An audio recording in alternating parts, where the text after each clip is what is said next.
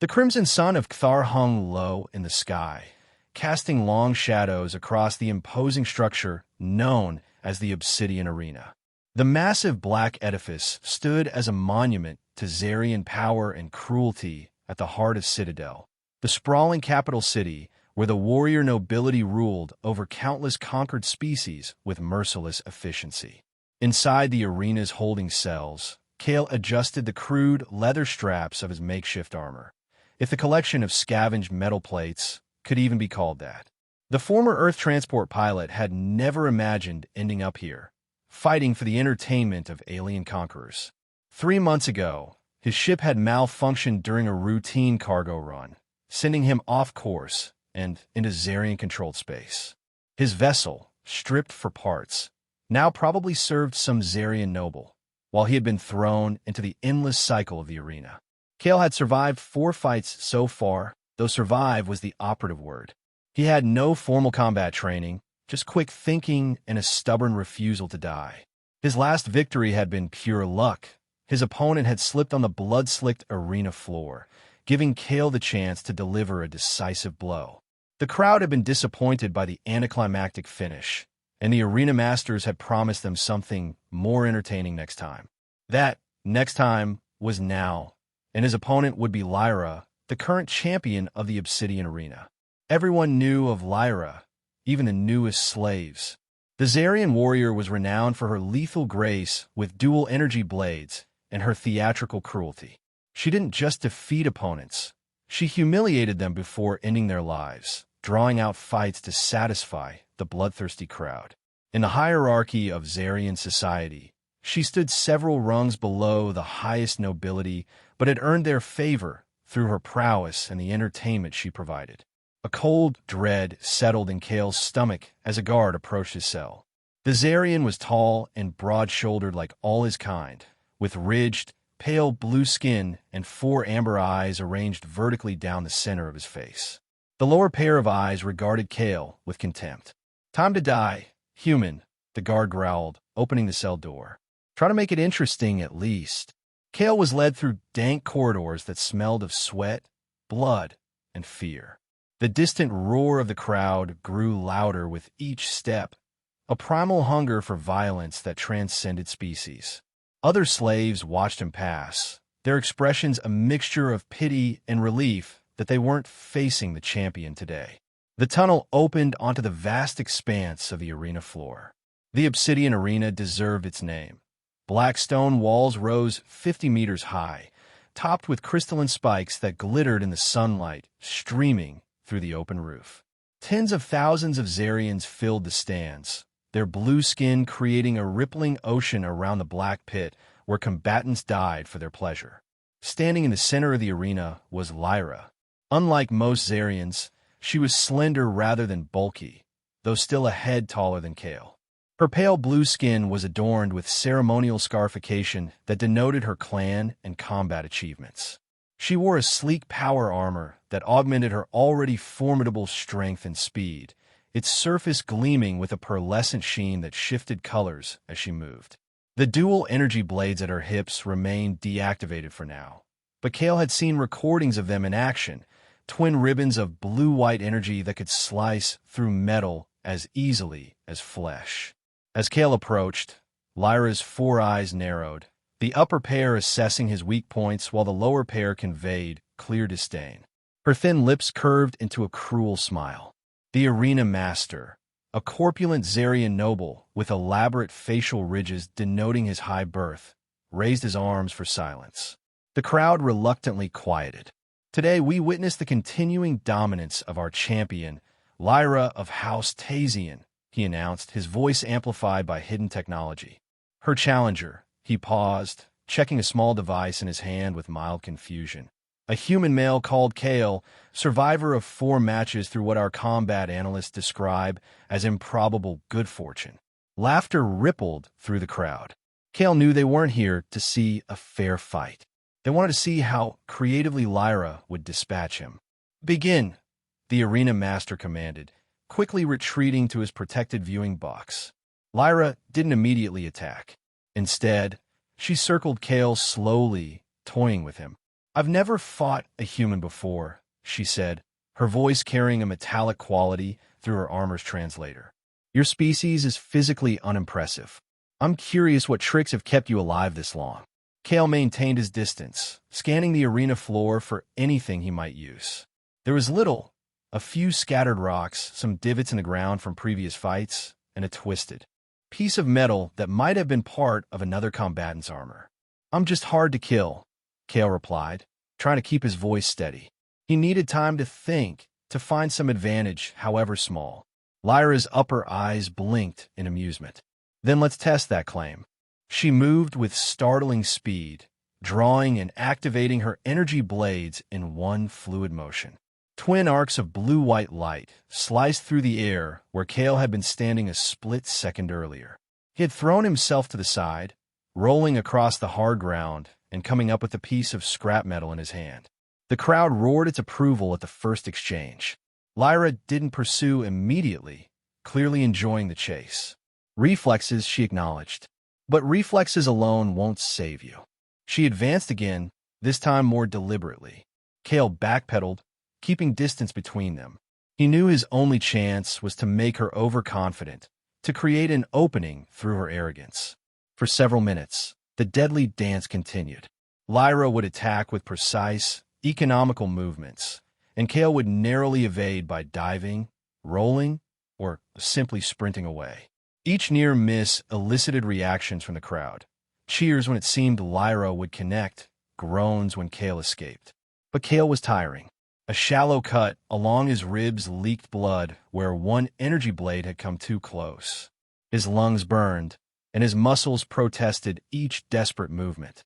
Lyra, by contrast, showed no signs of fatigue, her power armor supplementing her natural stamina. After another near miss that left a smoldering gash in Kale's leather armor, Lyra stopped and deactivated one blade. The crowd murmured in confusion at this departure from her usual fighting style. "You've provided some mild entertainment," she announced, loud enough for the nearest spectators to hear, "but this grows tedious. I had expected better from someone who survived 4 matches." The arena fell nearly silent as spectators strained to hear her next words.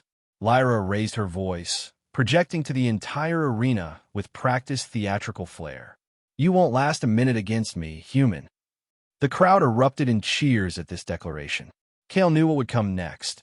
A signature finishing move, something spectacular to satisfy the audience's bloodlust. Lyra reactivated her second blade and spun both in an elaborate pattern, the energy weapons creating a hypnotic display of light. This was pure showmanship, a moment of flamboyance before the kill. She raised both blades high, preparing to bring them down in a cross-cutting motion that would cleave Kale from shoulders to hips. In that moment of theatrical excess, as she shifted her weight and armor to execute the dramatic kill, Kale saw it. A small flicker in the power unit on her back, where the armor momentarily reconfigured to allow the full range of motion for her finishing move. The protective plating briefly separated, revealing a glowing power core. Acting purely on instinct, with no time for conscious thought, Kale hurled the piece of scrap metal with all his remaining strength. The improvised projectile flew true, wedging itself precisely into the momentary gap in Lyra's armor. There was a sharp crackling sound, a brief flash of blue light, and then Lyra's armor went completely dark. Electrical energy surged through the conductive material of the armor itself. The champion's body went rigid, her weapons deactivating as they fell from her hands. For a heartbeat that seemed to stretch into eternity, she stood frozen in her dramatic pose, then collapsed face first onto the arena floor, unconscious. The silence that followed was absolute. Tens of thousands of Zarians stared in disbelief at their fallen champion, felled not by skill or strength, but by a desperate throw and sheer luck. Kale himself could hardly believe what had happened. He stood, breathing heavily, waiting for Lyra to rise again.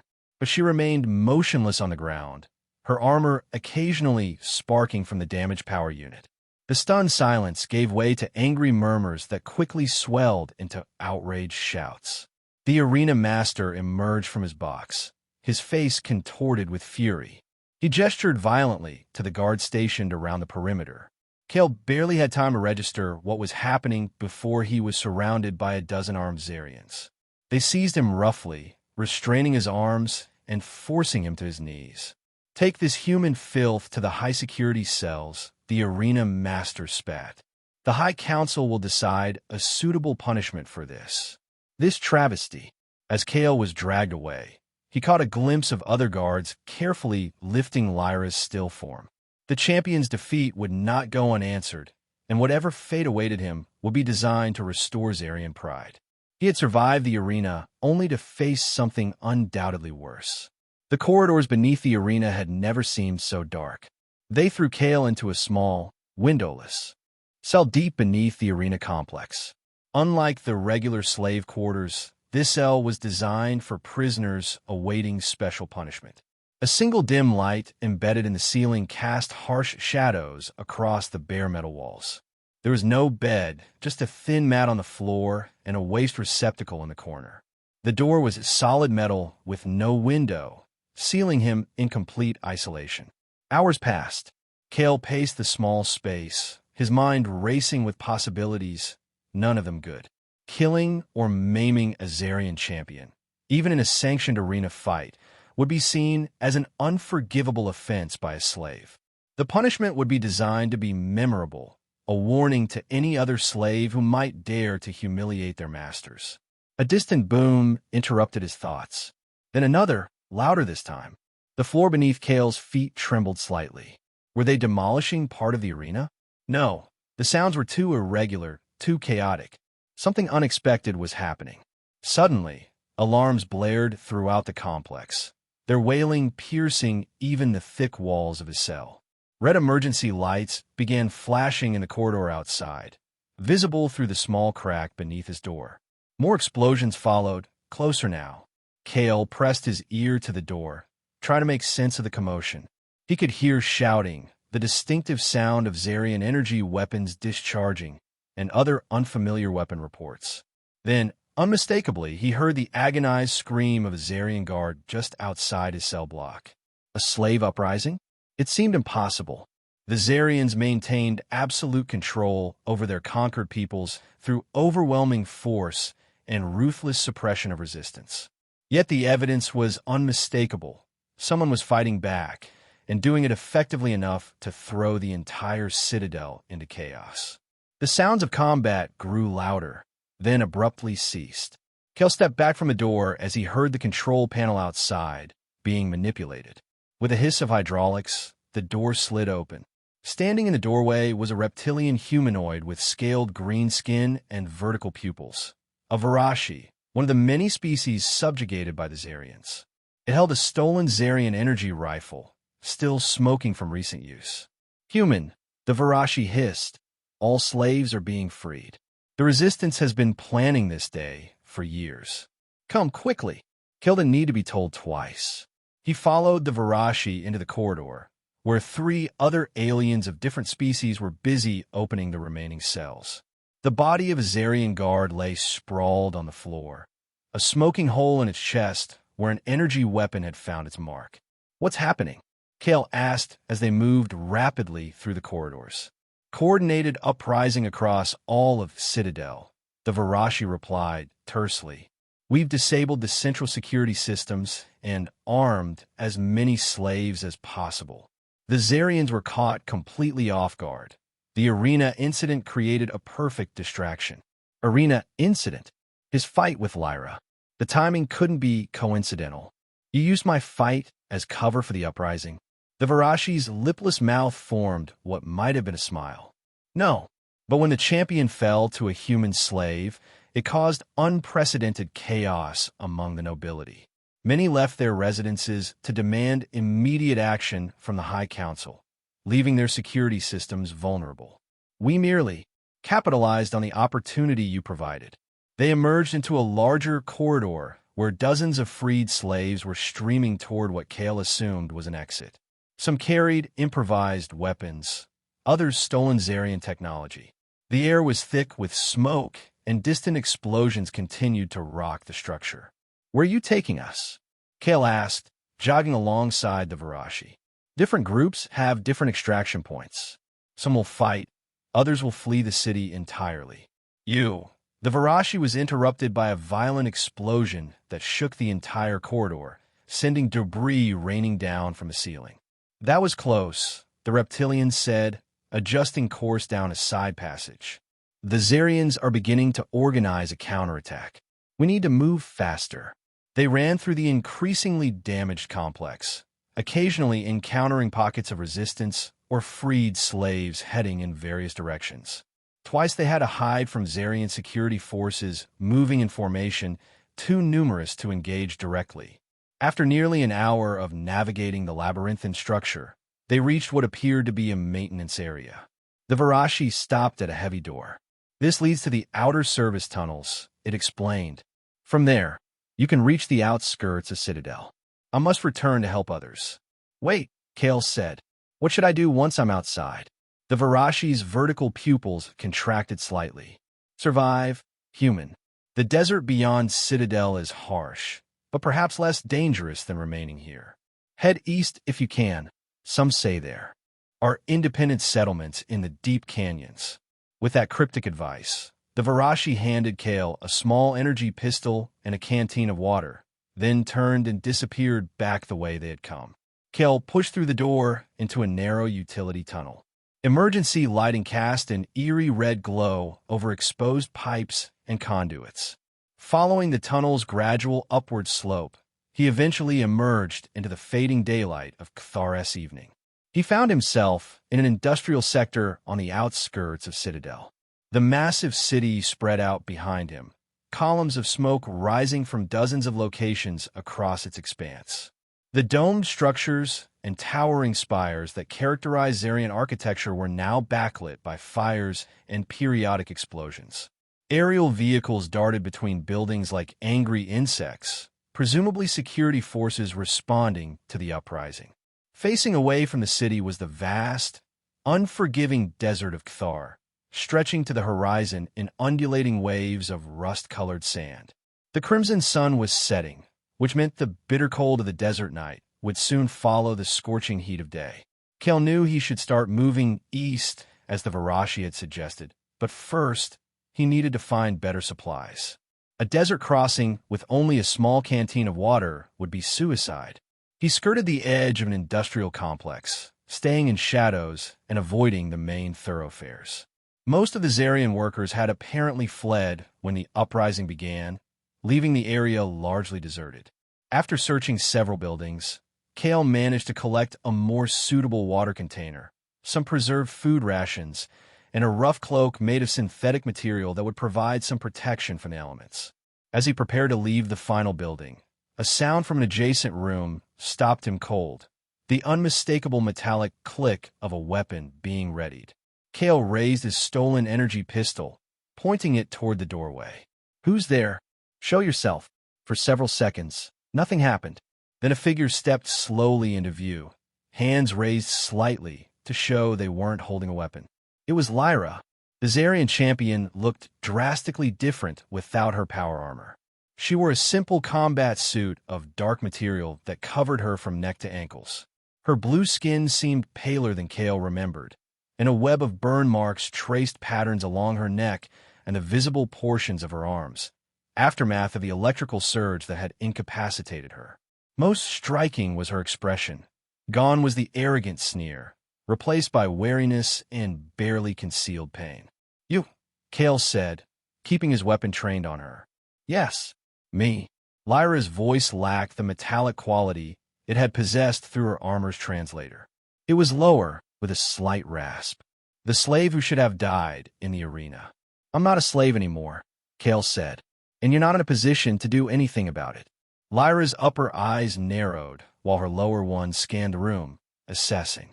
"I'm not here to capture you. I'm trying to survive, same as you. Why would a champion need to hide? Shouldn't you be out there helping suppress the uprising?" A bitter laugh escaped her. "Champion? I'm nothing now, defeated by a human slave in front of the entire nobility. If I show my face to other Zarians, I'd be killed for the dishonor, or worse, used as an example." She gestured to her injuries. After they treated my immediate injuries, I was abandoned. The uprising started before they decided what humiliation would best serve as my punishment. Kale kept his weapon raised, but doubt crept in. She seemed genuinely vulnerable, a far cry from the imperious warrior of the arena. Why should I believe you? Why shouldn't I shoot you right now for what you and your kind have done? Lyra's 4 eyes blinked in sequence, a Zarian expression Kale couldn't quite interpret. Because I know Citadel better than you ever could. I know which routes the security forces use, which areas they'll lock down first, which exit points remain viable. She paused, and because firing that weapon will bring a patrol down on both of us within minutes. She had a point. The weapon he held was useful as a last resort, but using it now would be dangerous for both of them. Before Kale could decide what to do, distant shouts caught their attention. Through a window, they could see a Zarian patrol approaching the industrial complex, methodically checking each building. "They're sweeping the area," Lyra said urgently. "We need to move. Now." Kale hesitated only a moment longer before lowering his weapon. "Which way?" "East.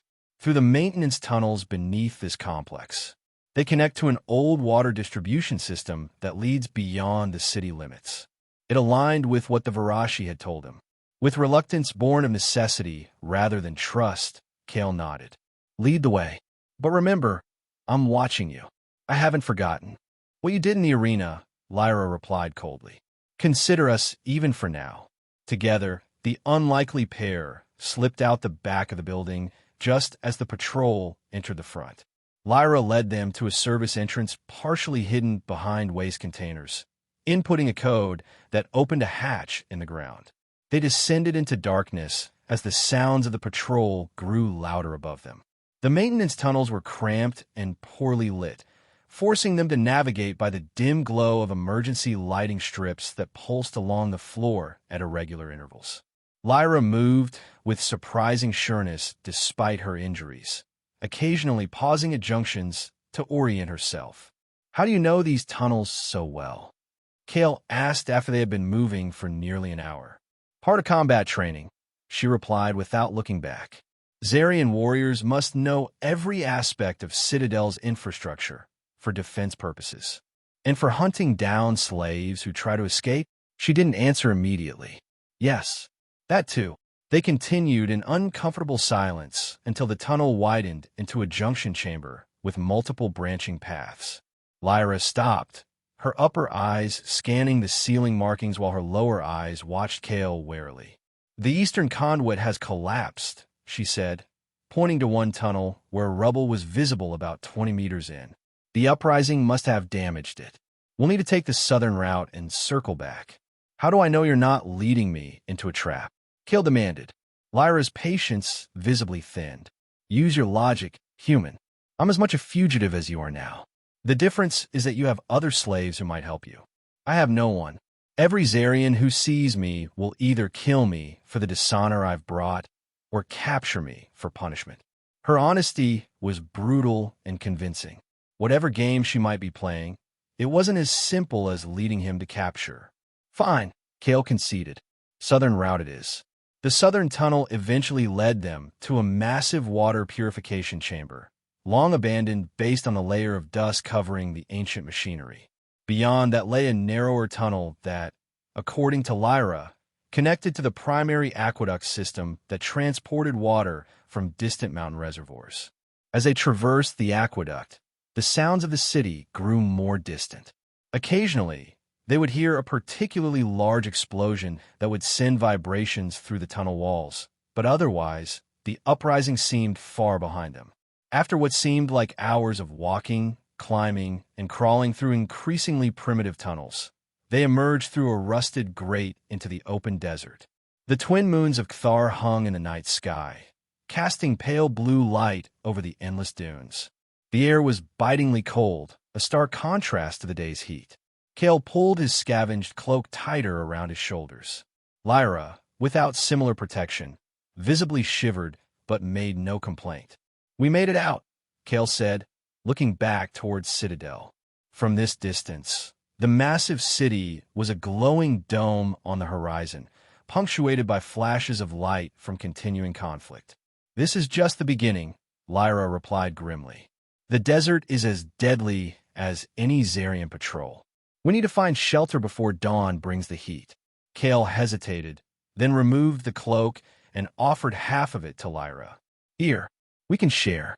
Neither of us will survive if we freeze to death on the first night." Surprise flickered across her 4 eyes, but she accepted the offering wordlessly. They arranged the cloak as best they could to cover them both, forcing an uncomfortable proximity as they began walking east, away from Citadel and into the unknown expanse of the Ctharian desert.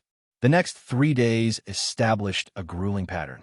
They would travel during the early morning and late evening hours, seeking shelter in whatever rock formations or natural depressions they could find during the scorching midday and freezing night periods. Water became their most precious resource, each sip carefully measured and rationed. Lyra's knowledge of desert survival proved invaluable. She showed Kale how to extract moisture from certain rock formations where condensation gathered in the temperature transitions between night and day. She identified the few plants that grew in this harsh environment, pointing out which could provide minimal hydration and which were poisonous. For his part, Kale contributed practical skills.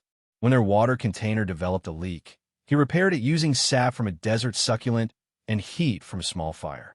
When Lyra's injuries from the electrical surge began to show signs of infection, he created a poultice from plants she identified as having medicinal properties. Their relationship remained tense but pragmatic.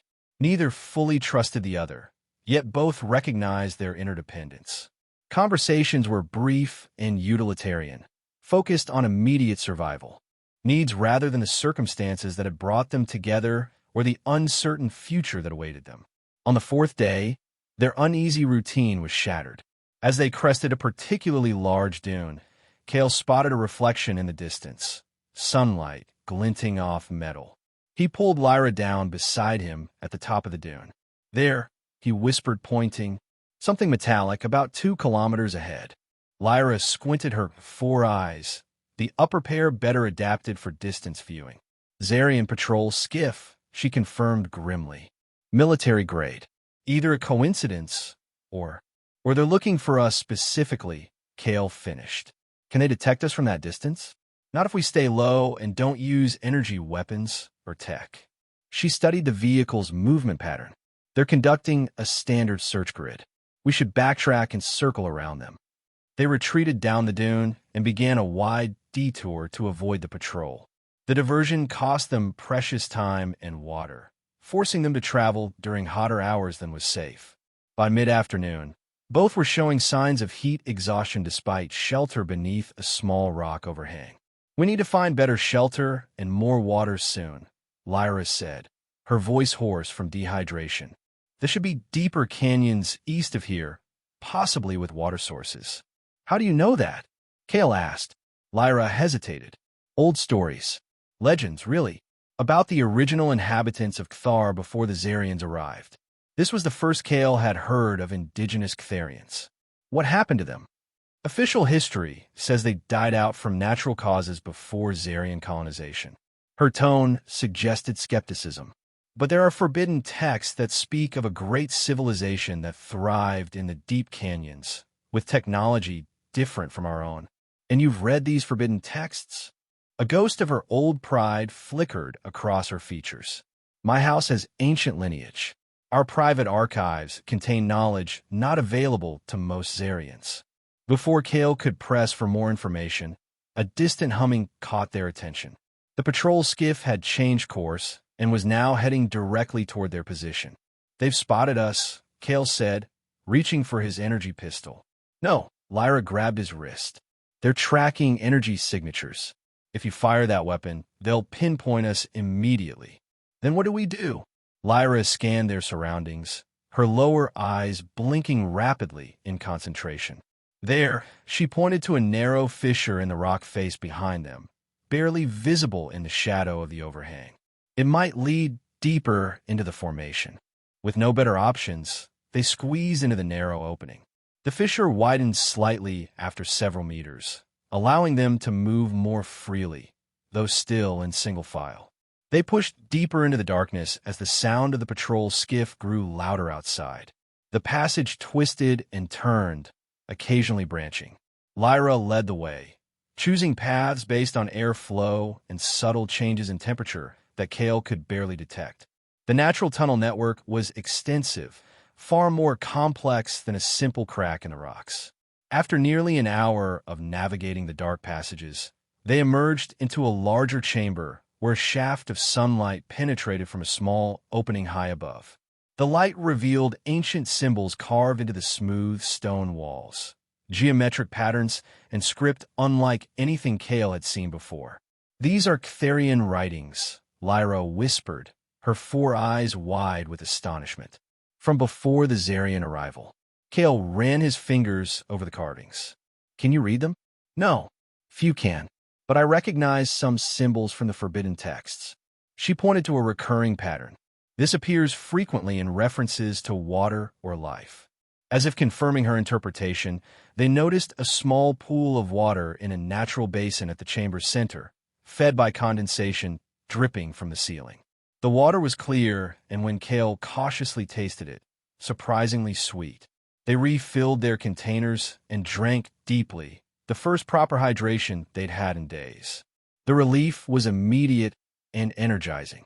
"We should keep moving," Lyra said after they had rested briefly. "The patrol might have equipment that can scan beneath the surface." They continued through the tunnel network, following passages that showed signs of ancient modification, too straight or too smooth to be entirely natural. The deeper they went, the more frequent the carvings became, evolving from simple symbols to elaborate scenes depicting what appeared to be daily life in an ancient civilization. Eventually, the narrow passages opened into a breathtaking sight, a massive underground canyon bathed in ethereal blue-green light. The source of the illumination wasn't immediately apparent, but it revealed a hidden oasis. Terraced pools of water cascaded down one wall, feeding a variety of strange plants that thrived in the unusual light. Stone structures were carved directly into the canyon walls, creating what had once been a small settlement. "It's real," Lyra breathed, all 4 eyes wide with wonder. "The hidden valleys of the ancients.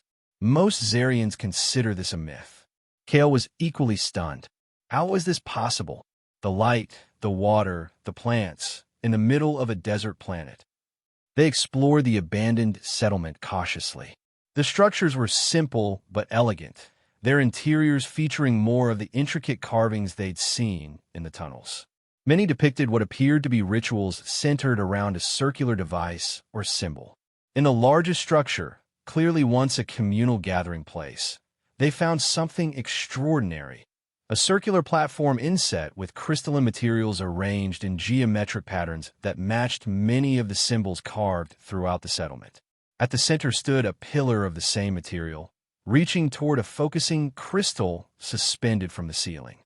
"This is technology," Kale said, examining the construction. "Advanced technology, but not like anything I've seen in Zarian designs or other spacefaring cultures." Lyra approached the central pillar cautiously. The forbidden texts speak of the Ctherians harnessing energy directly from the planet itself.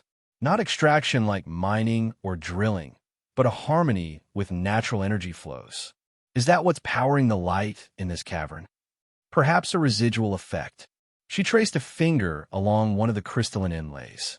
The text suggests their technology was sustainable, self-renewing in ways our scientists have never replicated. Their exploration was interrupted by a distant mechanical hum echoing through the tunnels, the unmistakable sound of a Zarian patrol skiff. "They found the tunnel entrance," Lyra said tensely. "We need to hide." They concealed themselves in one of the smaller structures, watching the tunnel entrance through a narrow window-like opening. Soon, a figure emerged into the underground canyon. Not a regular patrol soldier, but a Zarian commander in distinctive armor bearing the insignia of House Forlag. "Commander Forlag," Lyra whispered, shrinking back from the opening. "Of all the Zarians who could have found us." "You know him?" Kale asked quietly. "He was my chief rival in the arena before I became champion." He's also a distant cousin of mine. We were trained together as children. He's ruthless, ambitious, and has always resented my success. More Zarian soldiers filed into the canyon, their weapons drawn as they methodically began searching the settlement. Commander Forlag directed them with sharp, economical gestures. "They'll find us eventually," Kale said grimly. "There are too many of them and not enough places to hide." "There might be other tunnels leading out," Lyra suggested. The ancients would have had multiple escape routes. They retreated deeper into the structure, searching for another exit. At the back, partially hidden behind fallen debris, they discovered a narrow passage. Unlike the other tunnels, this one featured regular geometric patterns along its walls that glowed faintly when touched, providing just enough light to navigate by. The passage descended steeply, twisting through the rock in a deliberate spiral pattern. The air grew warmer the deeper they went, and a faint vibration could be felt through the stone floor. After what seemed like hundreds of meters of descent, the tunnel opened into a vast, spherical chamber that took their breath away. At its center hovered a massive crystalline structure similar to the one they'd seen above, but exponentially larger and pulsing with internal light that shifted through shades of blue and green. The crystal was suspended in the middle of a complex arrangement of smaller crystals and metallic armatures that orbited it slowly, creating a three-dimensional geometric pattern that constantly reconfigured itself. The entire apparatus floated above a circular pool of what appeared to be liquid crystal, which rippled with energy. "This is it," Lyra whispered reverently. "The heart of the ancient technology, the source that the forbidden texts only hinted at." Kale approached the edge of the platform that ringed the chamber. "It's some kind of power generator, but like nothing I've ever seen. No combustion, no fission, no antimatter containment. The text called it the Harmony, a technology that drew energy from the planet's core by synchronizing with its natural rhythms rather than disrupting them." Their awe was interrupted by the sounds of pursuit. Forlag and his soldiers had discovered the hidden passage and were descending rapidly. "We're trapped," Kale said, looking around frantically for another exit. "There's nowhere else to go." Lyra's four eyes fixed on the crystalline apparatus. Perhaps we can use this. The ancient technology. How? We don't know. How it works. The symbols, the patterns, their instructions." She pointed to sequences of glyphs carved around the chamber. "I recognize fragments from my studies. This section relates to activation, this one to energy flow. If we can decipher enough to activate even part of it." They had no time to debate. The sounds of Forlag and his soldiers grew louder. "Do it," Kale decided. "Whatever you can figure out, do it now." Lyra approached the control panel near the platform's edge, where crystalline structures protruded from the stone like a natural interface. Her four eyes darted between the carved instructions and the controls as she tentatively placed her hands on specific crystals, pressing them in sequences suggested by the ancient text. Nothing happened at first. Then, subtly, the orbiting patterns around the central crystal began to shift. The rhythm of their movement changed, becoming more harmonious. The light within the central crystal pulsed stronger, its color deepening to a rich azure. "It's responding," Lyra whispered, continuing the sequence. The first of Forlag's soldiers emerged from the tunnel, weapon raised. Kale ducked behind a crystalline pillar as energy blasts ricocheted around the chamber. More soldiers poured in, spreading out to surround them. Then Commander Forlag himself stepped into the chamber, his imposing figure highlighted by the pulsing blue light. His armor was more elaborate than his soldiers, with ceremonial ridges that emphasized his high status. His four eyes fixed immediately on Lyra. "The fallen champion," he said, his voice dripping with contempt. "And her human pet. How fitting to find you hiding in the dirt like vermin." "Forlag," Lyra acknowledged coldly, her hands still working the crystal controls. The commander noticed her actions and tensed. "Step away from the ancient device, cousin. Such technology is forbidden for good reason." "Forbidden because it threatens Zarian power," Lyra countered. "Because it offers abundance without conquest, energy without subjugation. The truth about this planet has been suppressed for generations." Forlag's upper eyes narrowed. Always the scholar, always questioning. This is why you were flawed as champion. Too much thought, not enough loyalty. He raised his energy weapon. Step away now, or die where you stand. Kale, seeing Forlag's attention focused on Lyra, made a desperate move. He sprinted from his cover toward another control panel on the opposite side of the chamber.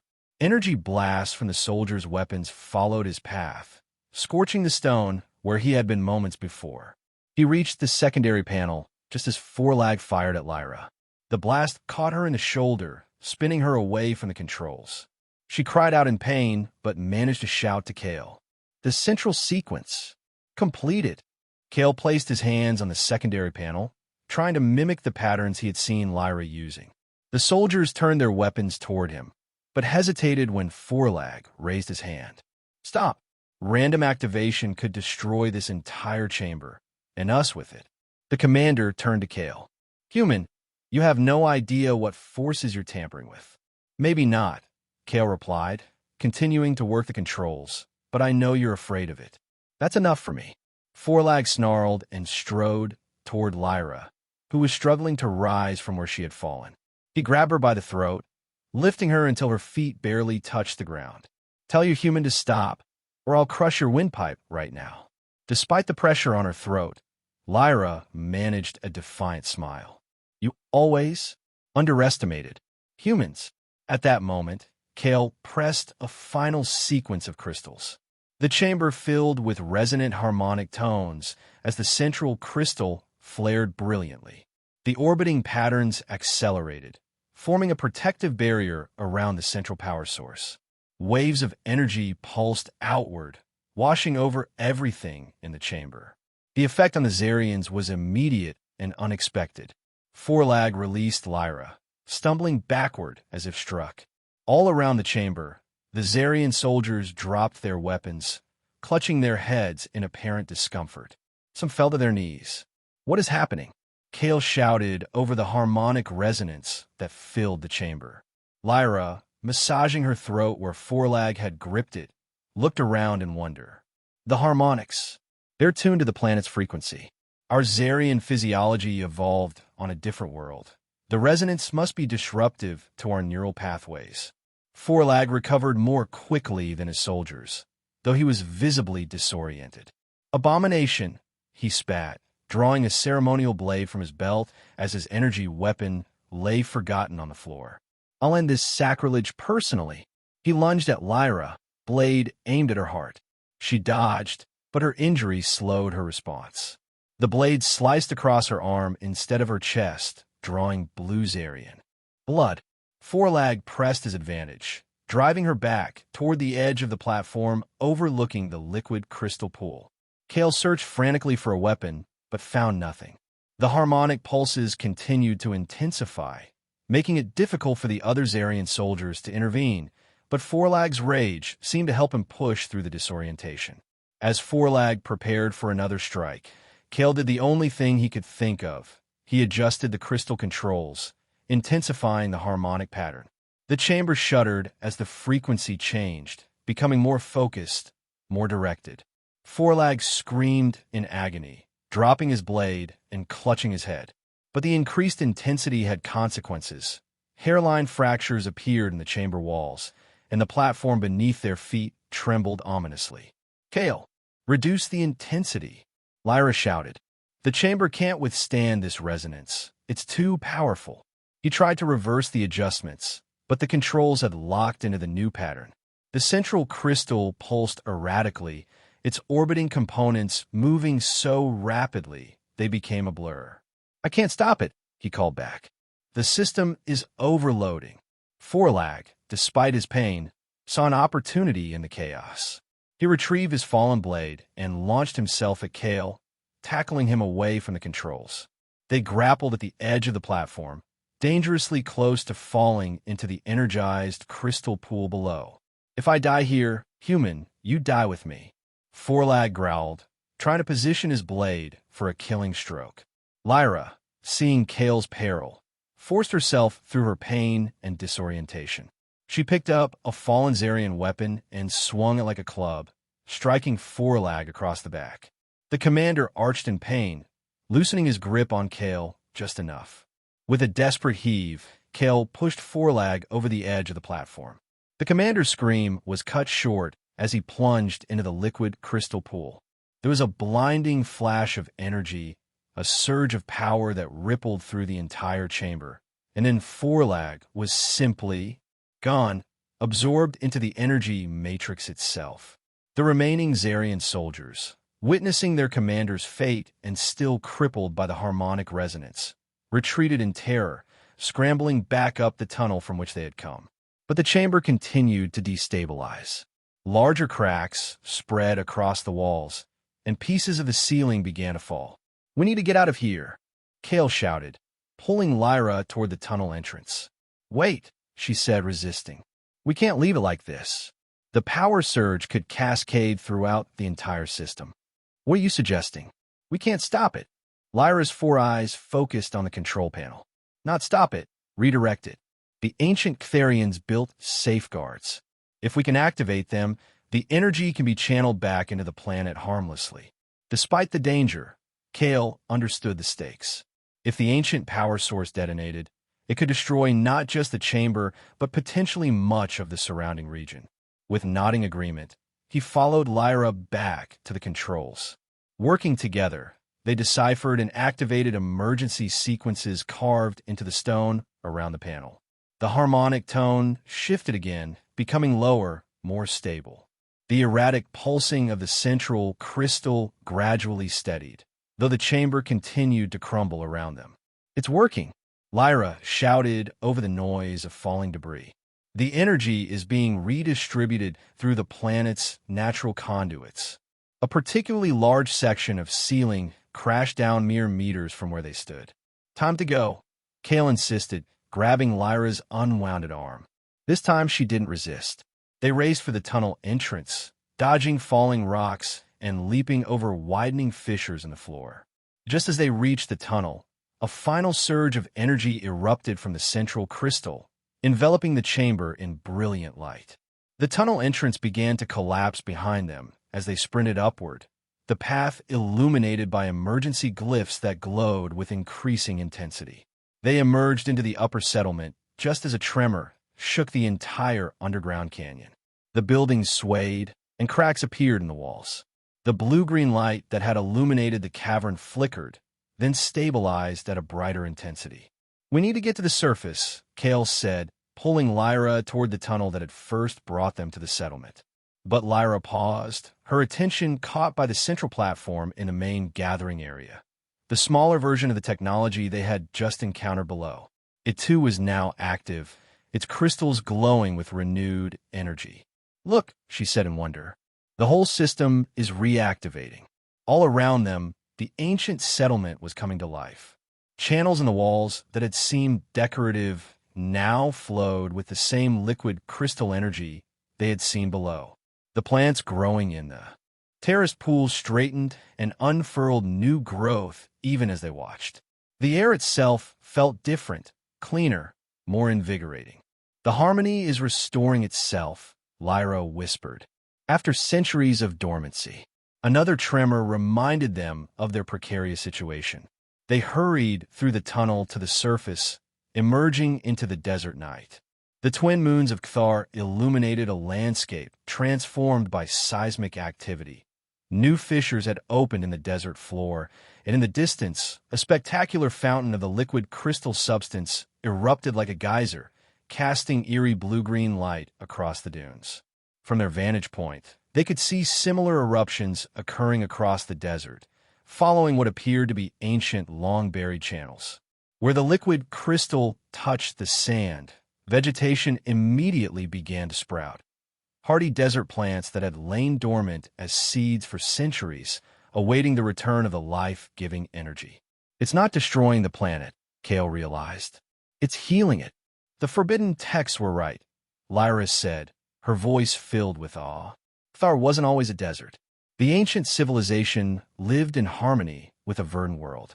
When the Zarians arrived and could not control the harmony technology, they buried it, suppressed all knowledge of it, and let the planet wither to maintain control.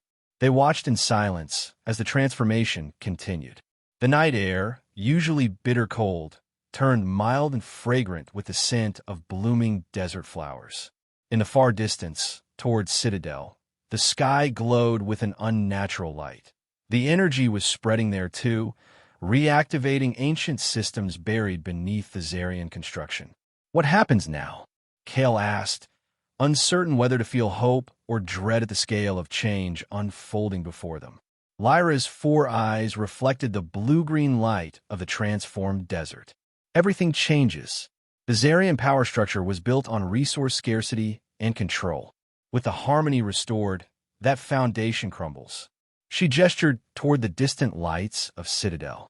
The uprising may have been just the beginning. This is a revolution on a planetary scale. Will other Zarians see it that way, or will they try to bury it again? Some will fight change like Forlag. Others, she paused, touching her injured shoulder thoughtfully.